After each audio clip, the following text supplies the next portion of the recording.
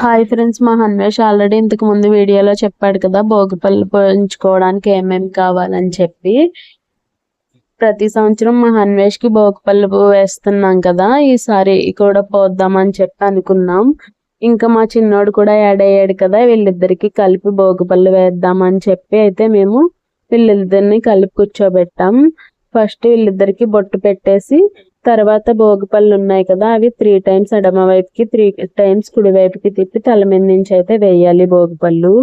ఈ భోగిపళ్ళు అనేది భోగి రోజున మాత్రమే వేయాలి, సంక్రాంతి కనుమ రోజున కాదు. భోగిపళ్ళు ఎందుకు వేస్తారంటే పిల్లలకి ఉన్న దిష్టి అంతా పోవాలని చెప్పి, ఇంకా జ్ఞానం పెరగాలని చెప్పి, నారాయణ అనుగ్రహం లభించాలని చెప్పి భోగిపళ్ళు అనేవి వేస్తారు.